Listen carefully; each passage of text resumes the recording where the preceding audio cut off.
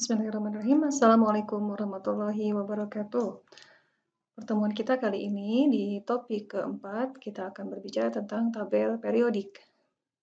Tabel periodik adalah salah satu di antara elemen di dalam kimia yang cukup identik dengan kimia itu sendiri. Hingga bagaimana tabel periodik hari ini bisa berkembang akan kita bahas. Pertama, penemuan unsur-unsur telah dimulai sejak tahun 1800 sampai 1900 sebelum Masehi. Dan para ahli menemukan bahwa ternyata ada kesamaan di antara beberapa sifat-sifat kimia dan fisika pada unsur-unsur yang ditemukan tersebut. Oleh karenanya, mulailah dirintis sebuah cara untuk bisa mengorganisasikan unsur-unsur yang ditemukan secara bertahap oleh para penemu.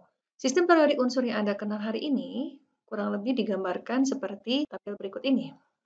Di tabel Anda lihat ada dari kiri kemudian sampai ke kanan terlihat ada beberapa unsur yang ditemukan. Bahkan hingga detik ini kita menemukan ada 118 unsur yang ditemukan.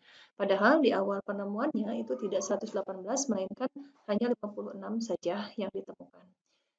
Tokoh yang berperan besar di dalam pengorganisasian unsur-unsur tersebut untuk pertama kalinya adalah kita kenal dengan de Broglie. De Broglie memberikan sebuah ilustrasi bahwa adanya hukum yang disebut dengan triade. Hukum triade ini menunjukkan terkait dengan bagaimana nomor massa pada suatu unsur memiliki hubungan dengan unsur yang lain. Di antara contoh unsur-unsur yang memenuhi hukum triade sebagaimana yang diungkapkan oleh de Broglie adalah lithium, natrium, dan kalium.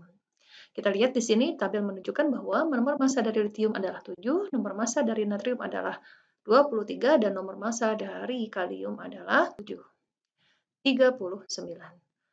De Broglie menemukan sebuah hubungan bahwa ternyata di antara tiga unsur ini terdapat sebuah korelasi nomor massa, di mana nomor massa yang pertama ketika dijumlahkan dengan nomor massa yang ketiga, maka hasilnya nomor rata-rata memberikan rata-rata nomor massa yang sama dengan unsur yang kedua. Ditujukan kembali dengan penemuan hubungan yang hampir sama dengan hukum triade ini, yaitu pada kalsium, strontium, dan barium. Kita lihat di sini nomor massa dari kalsium 40, kemudian nomor massa dari barium 139, dan kita menemukan rata-rata atau nilai rata-rata dari kedua unsur ini adalah 88,5, dan ini hampir mendekati dengan massa pada unsur kedua yaitu strontium. Hukum triade berikutnya ditunjukkan pada hubungan antara unsur klor, barium, unsur klor, brom, dan iodin. Ya, di sini ditunjukkan bahwa nomor massa rata-rata di antara klor dan iodin itu hampir mendekati massa dari Br. Dalam video yang Anda bisa lihat di BBC, disimpan di dalam LMS, di situ ditunjukkan tentang sebuah film dokumenter mengenai perkembangan teori tabel periodik yang ditemukan oleh beberapa ilmuwan. Di sini ditunjukkan bagaimana de Broglie memberikan sebuah pendekatan sifat dan karakteristik yang dimiliki oleh lithium, natrium, dan kalium. Nah, di sini Anda perhatikan bahwa lithium ketika direaksikan dengan air itu menghasilkan gas hidrogen. Yang menarik adalah bagaimana kita juga melihat bahwa untuk selain lithium, ya, kita perhatikan dengan nomor massa yang lebih kecil, kita mulai ke dengan yang di situ ditunjukkan natrium massa yang kemudian lebih besar, dan kemudian kalium dengan massa yang terbesar, dan menunjukkan bahwa ternyata sifat reaktivitas antara lithium, natrium, dan kalium itu meningkat seiring dengan jumlah dari massa yang ditunjukkan. Sistem pengorganisasian unsur berikutnya diusulkan oleh John Newlands melalui hukum oktav, di mana menurut John Newlands, sebagaimana kita menggunakan sebuah hubungan, sebagaimana kita temukan di dalam not balok atau di dalam instrumen musik, bahwa sistem yang ditemukan berulang pada satu waktu, pada satu interval, John Newlands memberikan sebuah hukum oktav, diantaranya melalui sebuah arrangement seperti di bawah ini.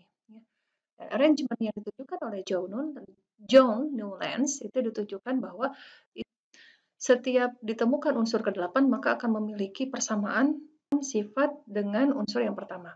Contoh di sini misalnya hidrogen 1, 2, 3, 4, 5, 6, 7, 8. Ya. 1, 2, 3, 4, 5, 6, 7, 8. Litium dengan natrium akan memiliki